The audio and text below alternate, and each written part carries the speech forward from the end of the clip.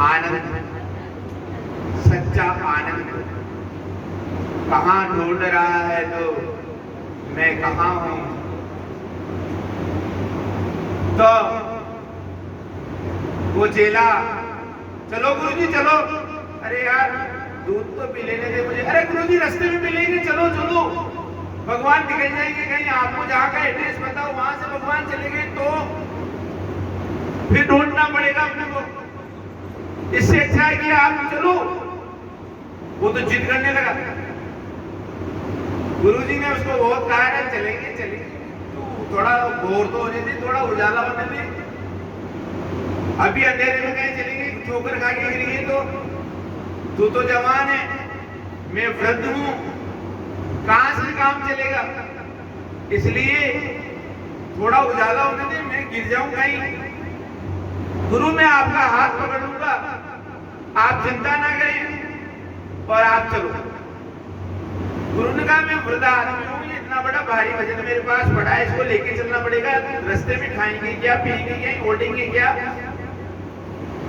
ये तो लेके चले। चलो गुरुजी इसको मैं उठा लेता हूं। माता बहनों को कहीं जाना हो या अपने मायके जाना हो तो अपने पति को पानी भी ना पीने दे, चलो चलो चलो चलो चलो चलो जल्दी करो। अगर ऑफिस से कॉल आ जाए कि मैं जाके साइन करके आ रहा हूं, आपका तो दिन भर ऑफिस ही रहता है, वहां टाइम दे रखा है, हमेशा लेट जाने की आपकी आदत है, लेट करते हो, आपके मित्रों के जाना होता तो जल्दी भाग जाते हो, और मेरे पेट जाना तो आप लेट कर रहे हो मेरे को। तो वैसे ही वो चेला भी भगवान को बार बार के, आप तो मिले हुए हो, आप तो भगवान से मिले हुए हो, मेरे को मिलाने में लेट कर रहे हो, चलो ना चलो चलो। बच्चे को कहते हैं पर कहीं घूमने चलना है या कोई मेला देखने चलना है या कोई घूमने चलना है अच्छी जगह गार्डन में, तो बच्चा कैसे उंगली पकड़ के अपने को खींचता है, उसी प्रकार वो चेला भी गुरु जी को खींचने लगा। अरे गुरु ने कहा अपना सामान तो ले ले, उसने उठाकर कंधे पर रख दिया, चलो गुरु जी। अब वो 1-2 किलोमीटर चला, सामान इतना भारी भरभक्कम, वो थकने लगा, लेकिन उसका जोश कम नहीं हुआ, फिर भी वो चलता गया। 5-7 किलोमीटर चला, गुरुजी से पूछा अब कितनी दूर है गुरुजी, गुरुजी अब कितनी दूर है भगवान, अरे अभी तो क्या, अभी तो आधे ही नहीं आए अपन, अभी तो बहुत दूर है, चलना है, चलो। फिर वो थोड़ा जोश वोश आया, फिर चला, फिर चलता गया चलता गया चलता गया, 2-5 किलोमीटर और हिम्मत की उसने, फिर वो थक गया। गुरुजी में थक गया, थोड़ा पानी पी लेते हैं। गुरु ने कहा ठीक है यहाँ विश्राम कर लेते हैं पेड़ के नीचे, विश्राम के लिए रुके, पानी पिया। और चेले ने सोचा गुरुजी ने इतना बड़ा भारी भरकम क्या भर रखा है, देख तो लूं, गुरुजी थोड़ा विश्राम कर रहे हैं जब तक। उसने कट्टा खोला, कट्टे में लकड़ी, पत्थर, कंकर सब भरे हुए थे। गुरुजी किस काम में आएंगे, तेरे को नहीं चाहिए निकाल दे, तेरे को नहीं चाहिए कट्टे में, मेरे को चाहिए मैंने रख लिए, तेरे को नहीं चाहिए निकाल दे। उसने सोचा सब निकाल देते हैं, कट्टे को उसने जड़ कर दिया, खाली कर दिया कट्टे को, खाली कर और कंधे पर रख लिया। गुरुजी चलो। गुरुजी ने कहा क्या हुआ, गुरुजी अब तो आनंद आ गया कि क्या हुआ, अब भजन ही नहीं है तो अब तो आराम से चलूंगा ना, आनंद आ गया तो कि चल घर चलते हैं वापस। गुरुजी दर्शन तो कराओ।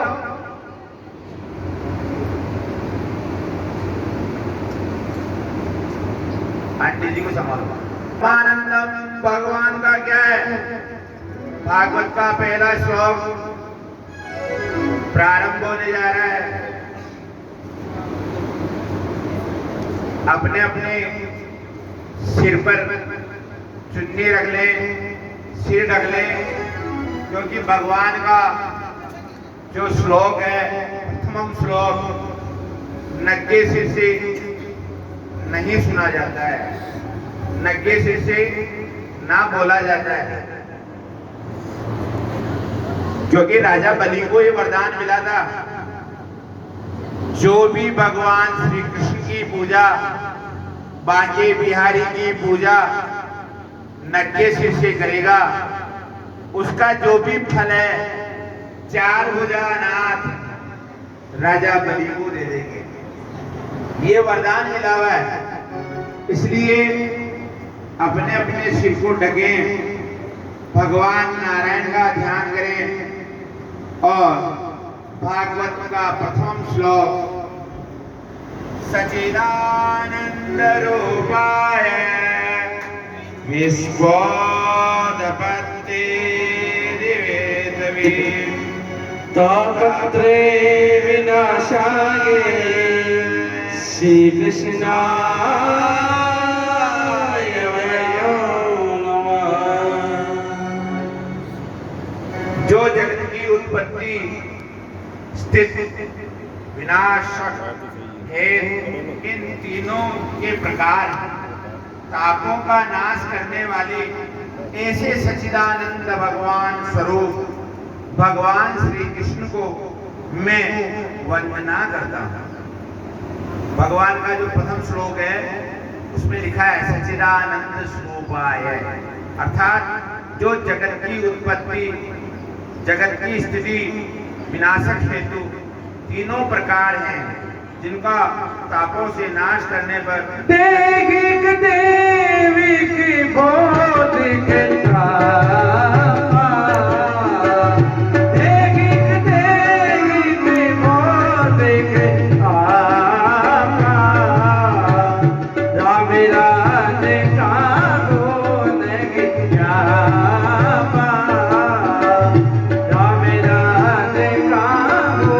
राज का गुण गिया। श्री राम जय राम जय जय राम, प्रभु राम जय राम जय जय राम, प्रभु राम जय राम जय जय राम। परमात्मा के 3 स्वरूप शास्त्रों में कहे गए, सत चित आनंद। सत प्रकट रूप में सभी जगह व्याप्त है, चित्त मौन रूप में सब जगह व्याप्त है, और आनंद अप्रकट रूप में आप सब में विराजमान है। आनंद और चित्त प्रकट का परंतु आनंद अप्रकट रूप में रहता है। वैसे तो आनंद सबके अंदर ही है, फिर भी आनंद के लिए जीव बाहर खोजता फिरता है, क्योंकि मनुष्य नारी, देह, गृह, धन, संपत्ति आदि में खोजता है, जबकि आनंद तो इसका स्वरूप है और आनंद ही उसके अंदर विराजमान है। भगवान परमात्मा आपके अंदर हृदय में विराजमान और किसी अन्य वस्तु में खोजना आवश्यकता नहीं है, वे आपके हृदय में मन में विराजमान है। जैसे आत्मा ही परमात्मा का अंश है, जैसे आप सभी दूध लेते हैं, दूध में मक्खन भी होता है, दूध में घी भी होता है, कभी दिखता है क्या? वो आदर्शिक रूप में दूध में विराजमान है। उसी प्रकार से भगवान भी आप सभी के अंदर विराजमान है।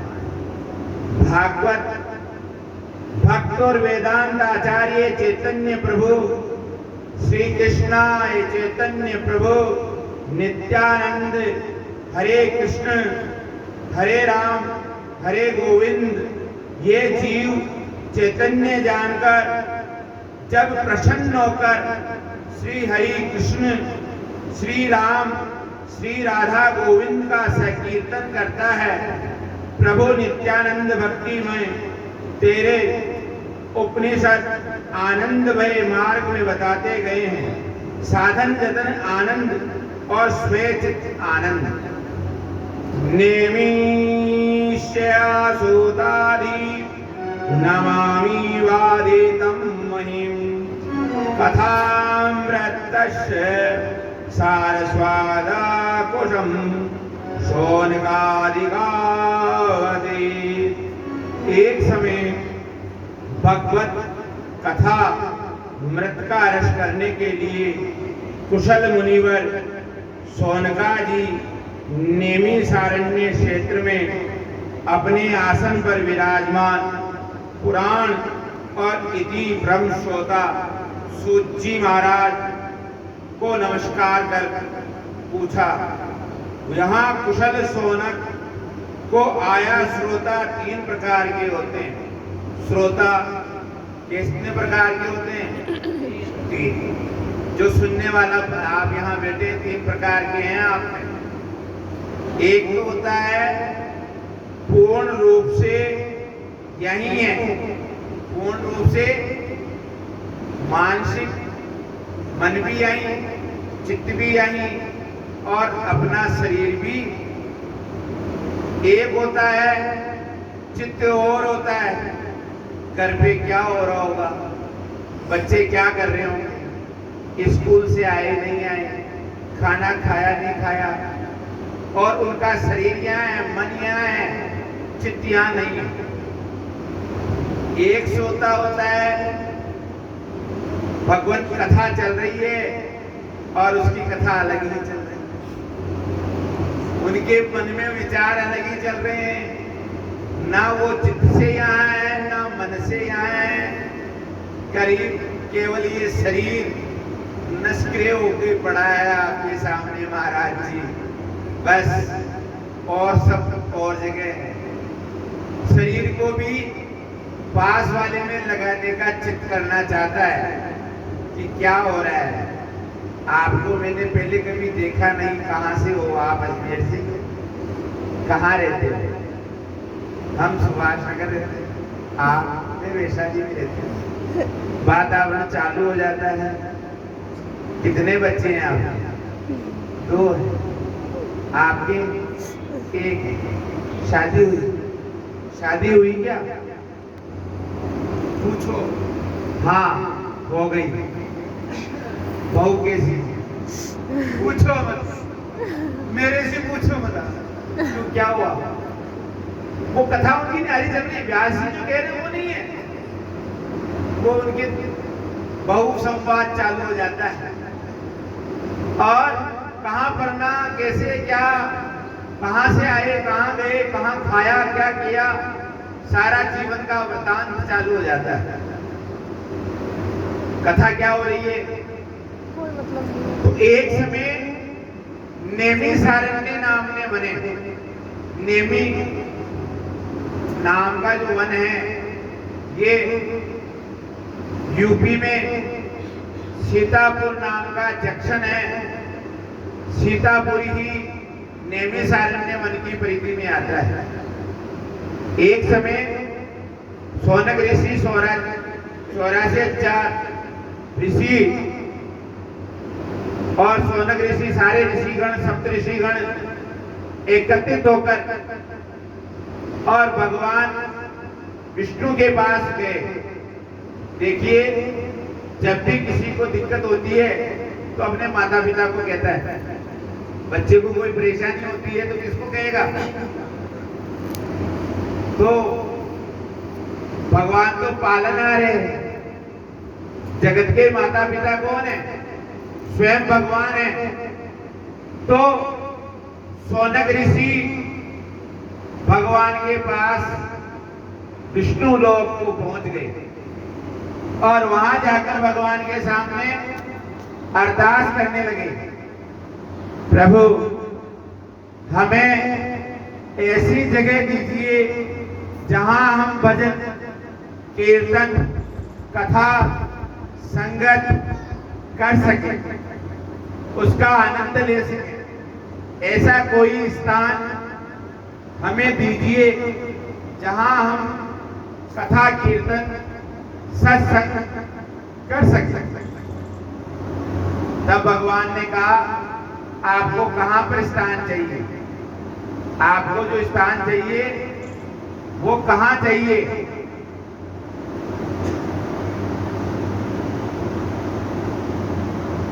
भगवान आप जहां दोगे स्थान कथा कीर्तन के लिए, आप जहां दो हमें वही कथा कीर्तन का स्थान दे दीजिए।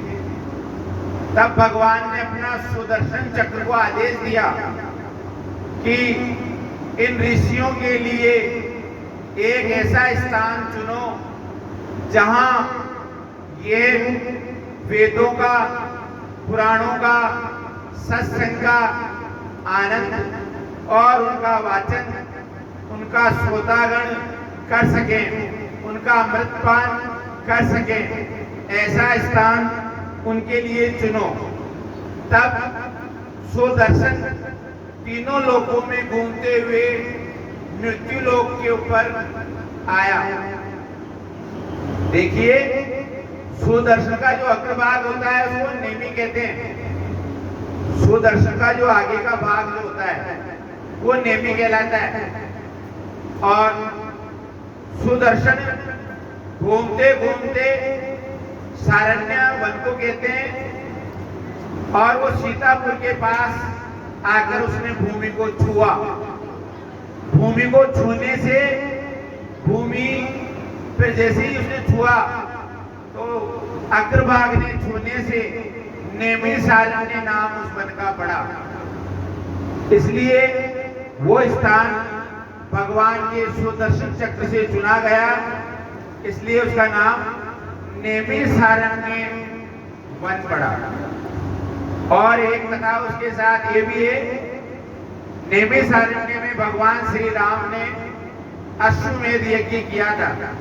राम जी ने जो अश्वमेध यज्ञ किया वो अयोध्या में नहीं किया, वो सीतापुर जनपद में नेमि सारण्य वन में किया गया था। और जहां सीता मैया ने भूमि में अंतिम विलय हुआ, भूमि में समाई, वो स्थान भी नेमि सारण्य वन के अंदर ही सीतापुर है, इसलिए वो हमेशा पवित्र होता है।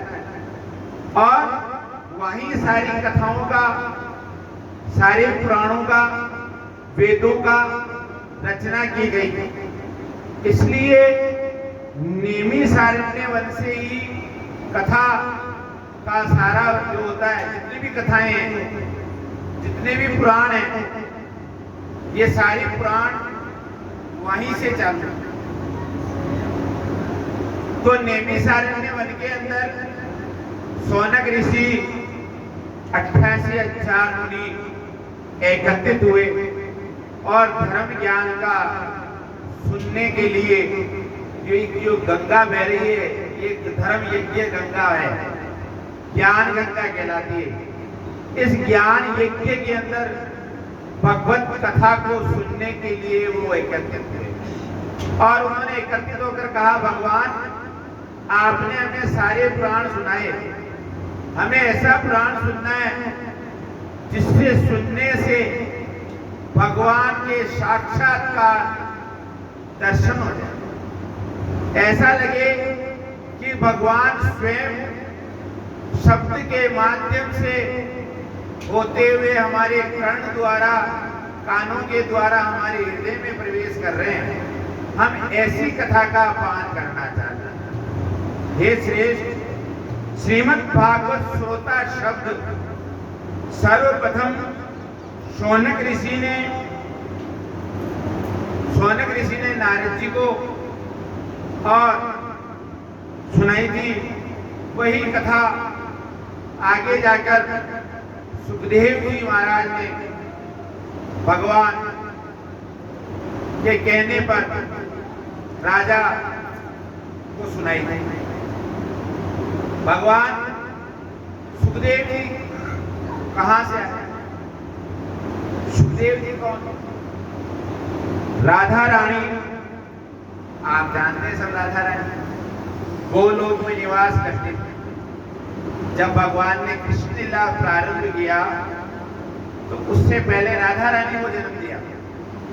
राधा जी भगवान श्री कृष्ण से 8 वर्ष बड़े थे। भगवान श्री कृष्ण 8 वर्ष छोटे थे। तो राधा रानी जब मृत्यु लोक पर जन्म लेने लगी तो राधा रानी के साथ में एक तोता हमेशा रहता था। वो तोता भी कहने लगा, माँ मैं भी आपके साथ जन्म लूंगा। क्या कहा? माँ मैं भी आपके साथ जन्म लूंगा। तब राधा रानी ने उनको कहा, बेटा अभी नहीं, जब समय आएगा तब तेरा जन्म होगा। नहीं माते, मैं आपके साथ ही जन्म नहीं बेटा, आपका जन्म अमरनाथ में होगा और भगवान भोलेनाथ के मुखारविंद से आप अमर कथा को सुनकर अमर तत्व को प्राप्त करोगे। अमर कथा, भागवत कथा चल रही है। अमर कथा,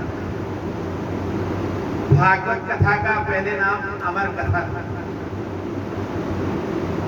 और अमर कथा अमरनाथ से जुड़ी हुई है।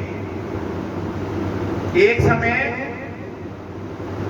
पार्वती जी कैलाश पर्वत पर बैठे हुए भोलेनाथ से अनुरोध करने लगे, प्रभु मुझे अमर कथा सुननी है।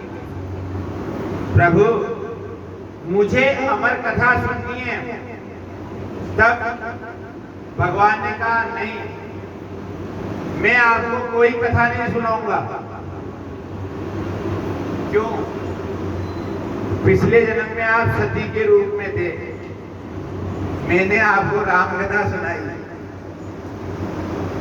मैंने आपको राम कथा सुनाई।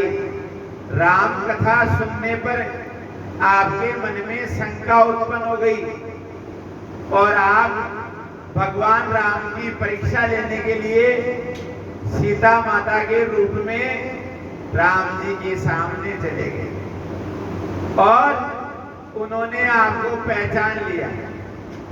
फिर भी आपको मेरे को शंका का समाधान करने के लिए आपको खोना पड़ा और मुझे वैराग्य धारण करना पड़ा।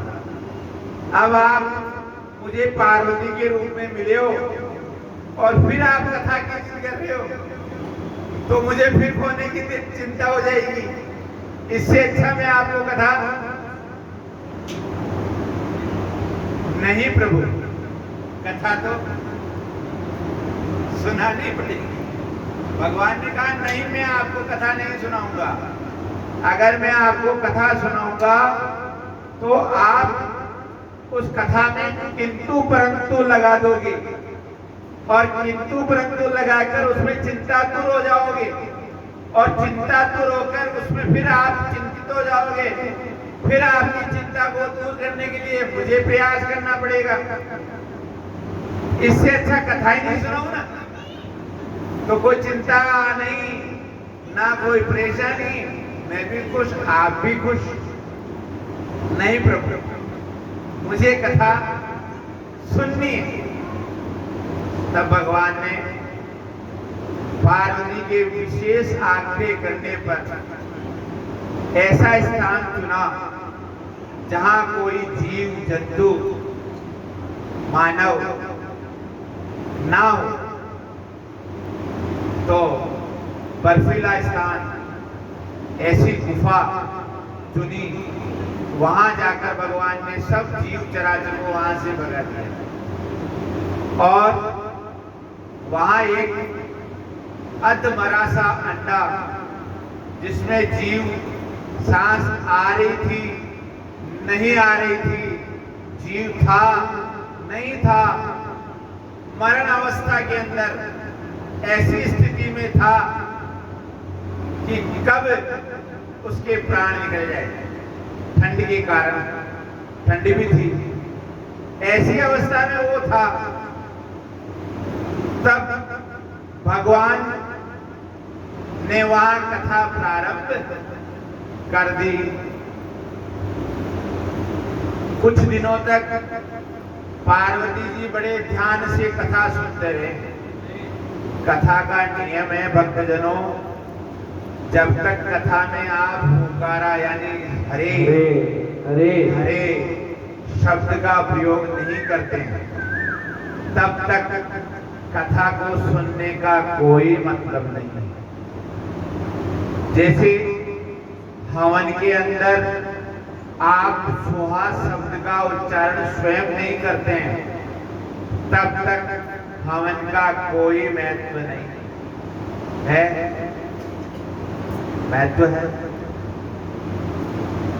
पंडित जी चाहे कितने भी बड़े मंत्र बोल लें, जितना भी जोर लगा लें, अगर आपने सुहा नहीं बोला तब तक भगवान उस आहुति को ग्रहण नहीं करते। अभी आप किसी के खाने में जाते हो, विवाह कार्य में, तो तब तक वहां आपको कहा नहीं जाता शुरू करिए, क्या आप शुरू करने लग जाते हैं? क्या कह रहा हूं मैं? आप शुरू करने लग जाते हैं? जाते ही